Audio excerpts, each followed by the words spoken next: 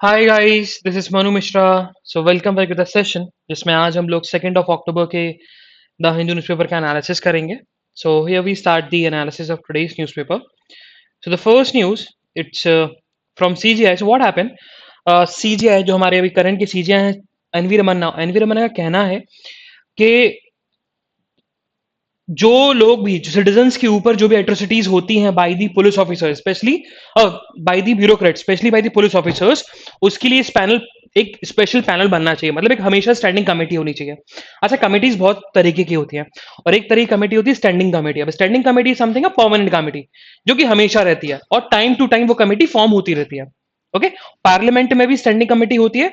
तो वही सीजीआई का कहना है कि बहुत सारे केसेस कोर्ट के सामने आए, specially from the Uttar Pradesh. अभी रिसेंटली गोरखपुर में भी आया कि एक बिजनेसमैन को मार दिया पुलिस ऑफिसर ने। तो इसी के चलते, इन सारे केसेस के चलते, पब्लिक के ऊपर जो ब्यूरोक्रेट्स एट्रोसिटीज करते हैं उसके लिए एक स्पेशल पैनल बननी चाहिए, एक स्टैंडिंग कमेटी होगी। और स्टैंडिंग कमेटी को हेड कौन करेगा?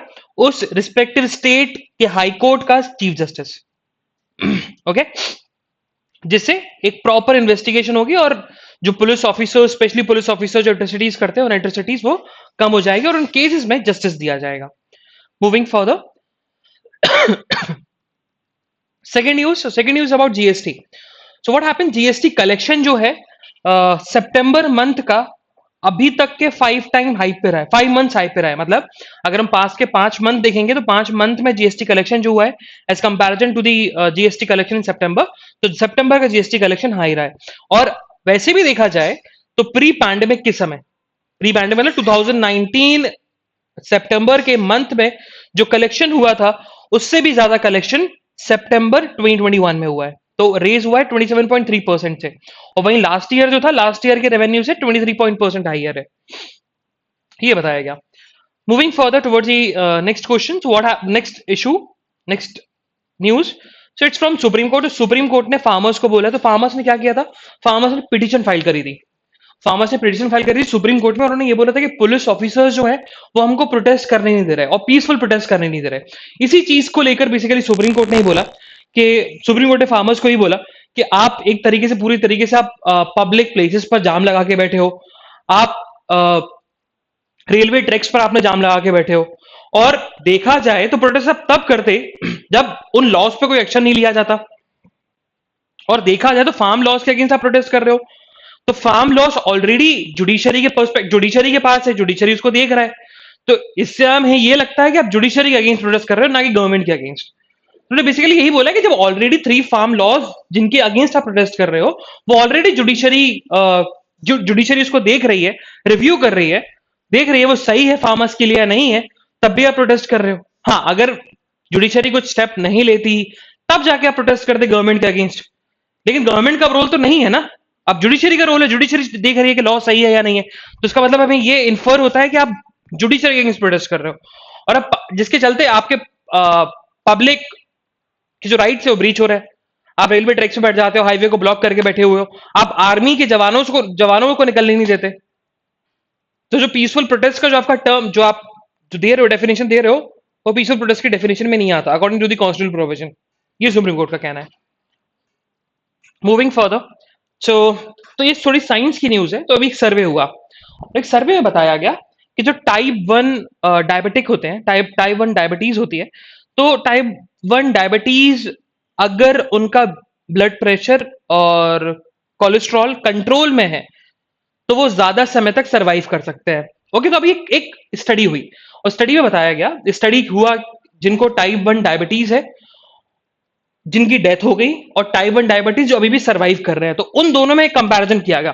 तो वही बताया गया कि जब कंपैरिजन किया गया तो यही बताया गया कि जो सर्वाइवर्स हैं उनका ग्लाइसेमिक और ब्लड प्रेशर जो है वो कंट्रोल में रहता है। ग्लाइसेमिक का मतलब एक तरीके से कोलेस्ट्रॉल जो है वो कंट्रोल में रहता है, जिसके चलते जो नॉन सर्वाइवर्स होते हैं, उनकी जो नॉन सर्वाइवर्स हैं उनका ब्लड प्रेशर हाई हो जाता है, उनको कोलेस्ट्रॉल ज्यादा बढ़ जाता है, जिसके चलते उनकी डेथ जल्दी हो जाती है।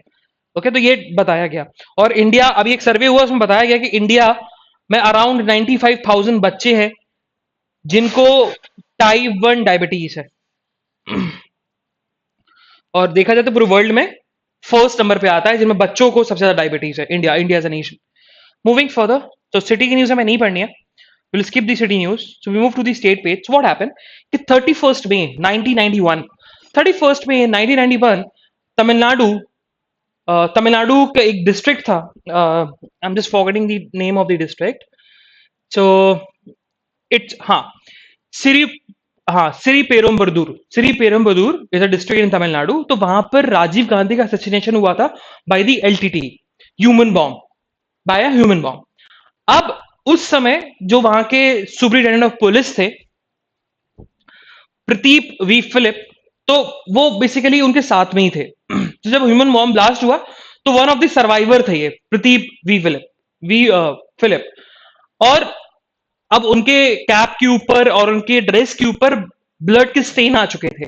तो अब उनकी जो बेसिकली अभी अभी हम बात करें तो ये सर्वाइवर है और ये बिल्कुल सही तरीके से बच गए थे। तो पृथ्वी फिलिप देखा जाए तो डीजीपी थे ट्रैफिक पुलिस के in the state of Tamil Nadu अभी, और वो रिटायर हो चुके हैं अभी, ठीक है। तो जब रिटायरमेंट के बाद उन्होंने क्लेम किया कि जो हमें मेरी कैप थी, मेरी ऑफिस की जो मेरी पुलिस यूनिफॉर्म थी और जो कैप थी मुझे वापस मिलनी चाहिए। तो वही तो कोर्ट ने ऑर्डर दे दिया है कि भैया जो उनकी कैप जो सीज की गई थी by the investigating agency, investigate करने के लिए राजीव गांधी के असैसिनेशन वाले केस में, वो ड्रेस और वो कैप पृथ्वी फिलिप को वापस कर देनी चाहिए। Moving further, so former Mumbai police commissioner Parambir Singh, तो अभी परमबीर सिंह वाला इशू आई होप आप सब लोगों को पता होगा। तो परमबीर सिंह वाला इशू बेसिकली एंटिला केस से रिलेटेड भी है, एंटिला बॉम्ब केस से रिलेटेड भी है, जिसमें परमबीर सिंह ने एलिगेशन लगा दिया था अनिल देशमुख के ऊपर कि अनिल देशमुख ने पुलिस ऑफिसर्स को प्रेशराइज करते थे कि आप कैसे भी करके 100 करोड़ रुपीस कलेक्ट करके आइए। ओके, सो इसी के चलते जो उनको जब उसी समय मुंबई पुलिस कमिश्नर थे, महाराष्ट्र ने उनको मुंबई पुलिस कमिश्नर से निकाल दिया था और वो अभी डीजीपी हैं ट्रैफिक के। ओके, तो वही बताया गया कि होम मिनिस्ट्री ने बोला है कि शायद परमबीर सिंह के ऊपर, शायद परमबीर सिंह जो है उनको डर है कि मुझे अरेस्ट ना कर लिया जाए क्योंकि उन्होंने गलत काम किया है, तो वो कंट्री से एस्केप कर सकते हैं, मतलब वो निकल सकते हैं। तो ऐसा होम मिनिस्ट्री का स्पेकुलेशन है, महाराष्ट्र होम मिनिस्ट्री का। तो जिसके चलते देयर आर स्पेकुलेशंस के जो परमबीर सिंह है उनको सस्पेंड किया जा सकता है from his service. Moving further, so we directly move to the editorial page. तो आज एडिटोरियल में हमारे पास दो एडिटोरियल इंपॉर्टेंट है। The first one it's about the no clean sweep, इसको अपन पढ़ेंगे। And the second one it's about the time to sound the bell with class door reopening. अच्छा, ये बेसिकली एडिटोरियल बताया गया कि रिसेंटली गवर्नमेंट का डिसीजन, और सेंट्रल गवर्नमेंट और उसके साथ स्टेट गवर्नमेंट का डिसीजन, कि हम लोग अब स्कूल को फिर से रीओपन कर रहे हैं। तो भाई ऑथर ने उस चीज पर डिस्कस किया कि मतलब क्या करना चाहिए और क्या क्या प्रॉब्लम फेस करनी पड़ी बिटवीन दीज 1.5 ईयर जिसमें बच्चे स्कूल्स खोले नहीं गए थे। तो भाई बताया गया कि हम देखें 2020 पैंडेमिक का पीरियड था, नोवल कोरोना वायरस पैंडेमिक का पीरियड था, स्कूल पूरे तरीके शट डाउन रहे, जिसके चलते बच्चे अपने दोस्तों से मिल नहीं सके। और स्पेशली मिड डे मील जहां पर उनको न्यूट्रिशन मिलता था, न्यूट्रिशन फूड मिलता था, जो गवर्नमेंट की स्कीम है जिसको आप नाम चेंज करके पीएम पोषण स्कीम रख दिया। ओके, तो वो चीज बच्चों की मिस हो गई बिकॉज ऑफ दिस पैंडेमिक। और देखा जाए तो अब लेकिन एजुकेशन तो नहीं रुक सकती, एजुकेशन तो इम्पार्ट करनी थी बच्चों को। तो इसके लिए ऑनलाइन लर्निंग पर एक ऑनलाइन लर्निंग अकेला रिजॉर्ट बचा था जो कि ऑफलाइन लर्निंग को रिप्लेस कर सकता था। तो भाई वो ऑनलाइन लर्निंग हम लोग आ गए, लेकिन ऑनलाइन लर्निंग में बहुत सारे बच्चे एक्सक्लूड हो गए। क्यों? Because of the digital divide, क्योंकि बहुत सारे बच्चों के पास फोन्स नहीं है, बहुत सारे बच्चों के पास गैजेट्स नहीं थे, बहुत सारे बच्चों के पास वाईफाई नहीं था और बहुत सारे इंटरनेट नहीं था, बहुत सारे बच्चों को पता ही नहीं था कि हाउ टू यूज फोन्स और how to use laptops. Okay, तो वही बताया गया। और अभी देखा जाए तो अब उसी चीज जो लैक ऑफ एजुकेशन हुई थी ड्यूरिंग दी 1.5 ईयर, उस चीज को फिलअप करना पड़ेगा। उसके लिए हमें स्कूल्स को पहले रीओपन करना पड़ेगा, जो न्यूट्रिशन गिरा है बच्चों का, जो हेल्थ गिरी है बच्चों की, उसको हमें अच्छा करना पड़ेगा। तो उसी चीज के लिए गवर्नमेंट ने स्टेप लिए कि हम स्कूल को रीओपन करने वाले। लेकिन अब ये सर्वे हुआ और सर्वे में यह पता लगा कि 10 में से 8 पेरेंट्स का कहना है कि अभी हम बच्चों को नहीं भेजेंगे, अभी हम बच्चों को बाहर नहीं भेज सकते, है ना। और 9 आउट ऑफ 10 चिल्ड्रन, उनका कहना है कि उनका उनका कहना है कि they have lost at least one specific abilities of the language, मतलब उन्होंने एक कुछ ना कुछ लैंग्वेज को खो दिया इन 1.5 सालों में। ठीक है, तो ये पेरेंट्स का भी कहना है कि हम भी बच्चों को नहीं भेज सकते, रिमोटली भेज नहीं सकते, और वहीं आपका बच्चों को भी कहना है कि हमारी एजुकेशन का लॉस तो हुआ है। Okay, moving further, so back to school. तो बैक टू स्कूल में यही बताया गया कि देखो स्कूल्स खोलना जरूरी है, लेकिन स्कूल के खोलने के साथ साथ हमें बच्चों की केयर भी करनी पड़ेगी, हेल्थ की केयर भी करनी पड़ेगी। तो वही बताया कि स्कूल्स प्रॉपर प्रोटोकॉल्स को फॉलो करते हुए खोले जाए, स्टाफ्स को, टीचर्स, नॉन टीचिंग स्टाफ सबको वैक्सीनेट किया जाए। जो बच्चे 18 साल के ऊपर के हैं, अब स्कूल्स में होते नहीं वैसे 18 साल के ऊपर के बच्चे, लेकिन जो 18 साल के बच्चे के ऊपर है उनको वैक्सीन देनी चाहिए।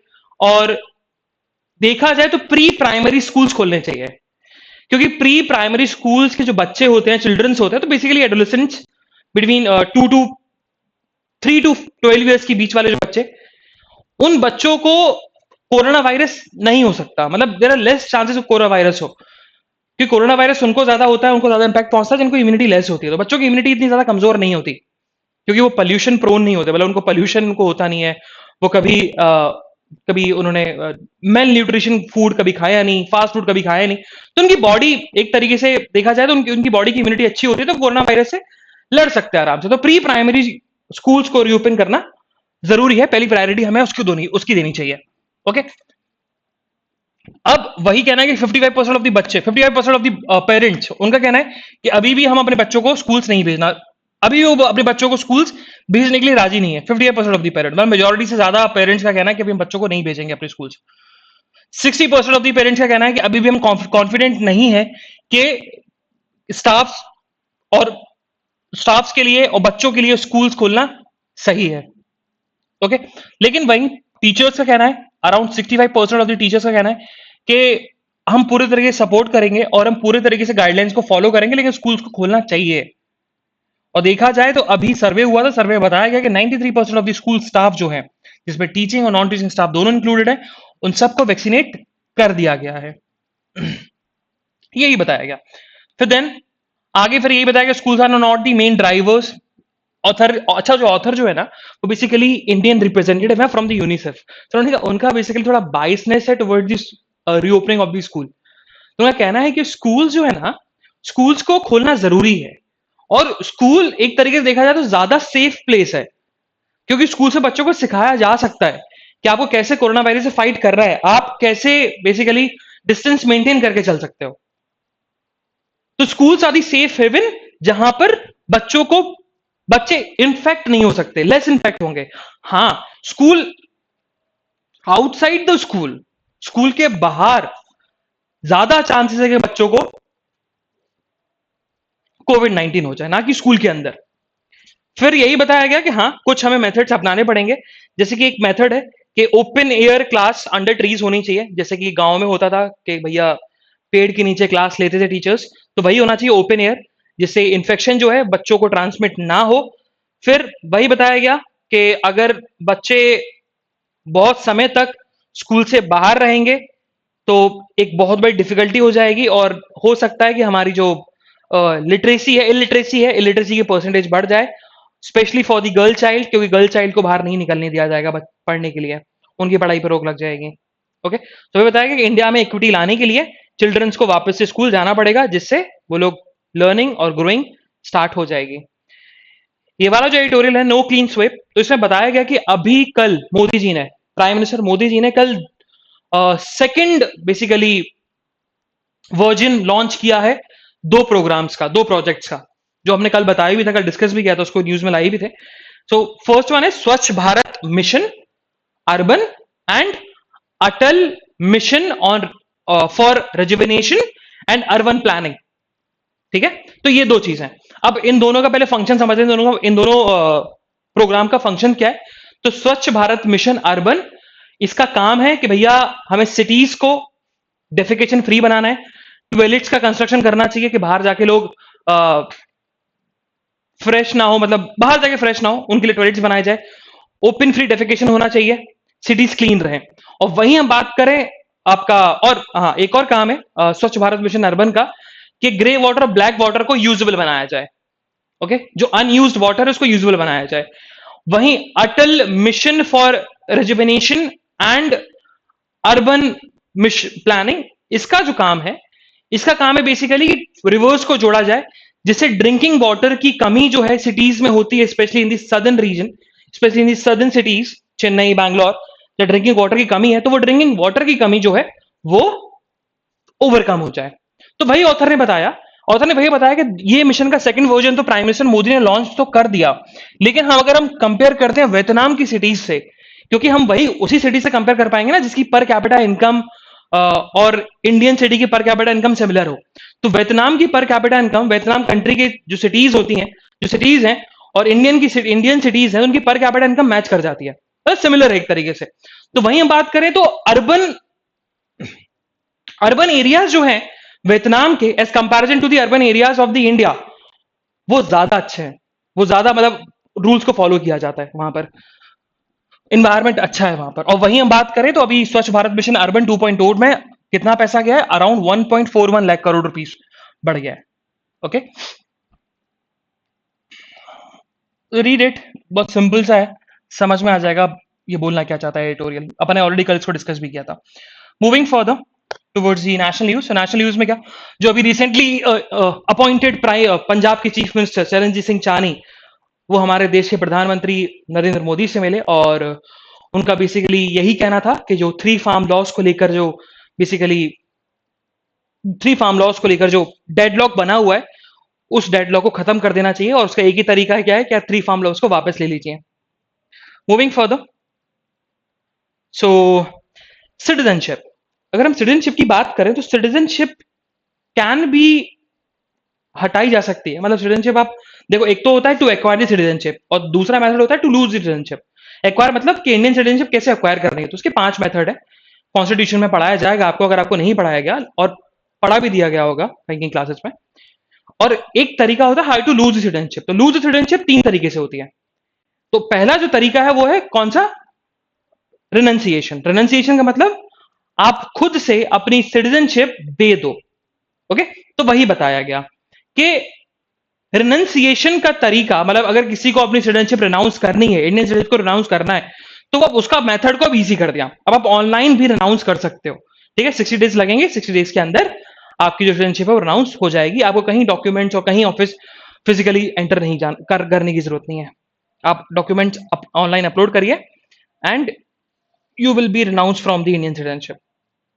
मूविंग फर्दर, हमारे जो फॉरेन सेक्रेटरी हैं हर्षवर्धन श्रृंगला, तो वो आज श्रीलंका की विजिट पे जाएंगे, और वहां पर इंडिया और श्रीलंका मिलकर जो इंफ्रास्ट्रक्चर प्रोजेक्ट बना रहे हैं उसको रिव्यू करेंगे, उस पर वर्क करेंगे, और उसके साथ साथ वो तमिलियंस के राइट्स और मुस्लिम्स मतलब माइनॉरिटीज जो है श्रीलंका में, उनकी राइट्स के बारे में डिस्कस करेंगे, उनके ऊपर एट्रोसिटीज नहीं होनी चाहिए, और इंडिया और श्रीलंका का कॉर्पोरेशन जो है फिर से अच्छा हो जाए। मूविंग फर्दर, सो इंडिया और यूएस एक साथ में defence industrial security working group बना रहे हैं। अच्छा, ये वर्किंग ग्रुप बना के होगा क्या, इंडिया और यूएस का जब डिफेंस इंडस्ट्रियल सिक्योरिटी ग्रुप बन जाएगा, वर्किंग ग्रुप बन जाएगा, तो जो भी इंफॉर्मेशन होती है, सीक्रेट इंफॉर्मेशन, वो शेयर होगी between the Indian agency and US agency. ठीक है, तो एक तरीके से एक प्रोटोकॉल डेवलप किया जा रहा है जिससे क्लासिफाइड इंफॉर्मेशन शेयर की जा सके defence industries of both the Nations में।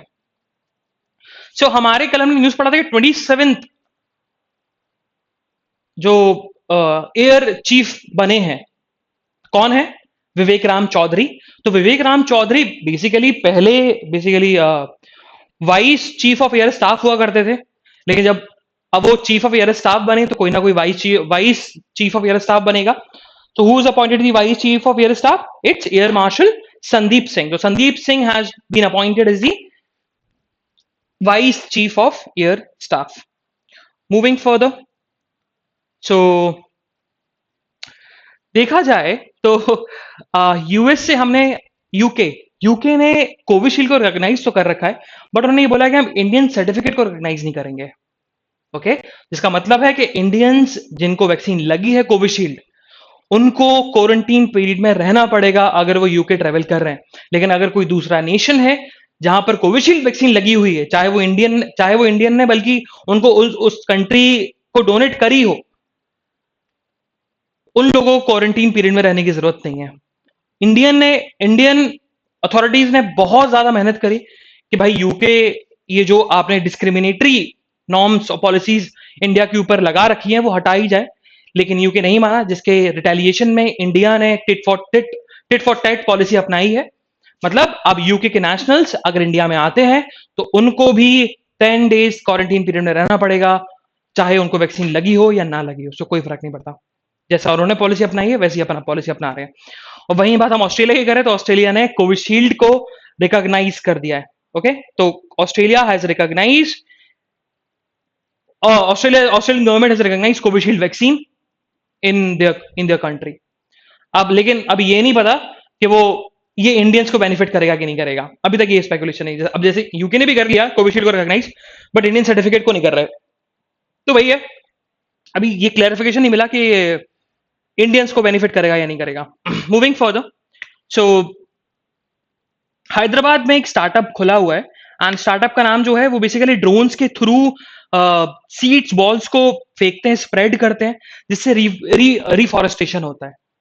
तो ये अच्छा स्टार्टअप है।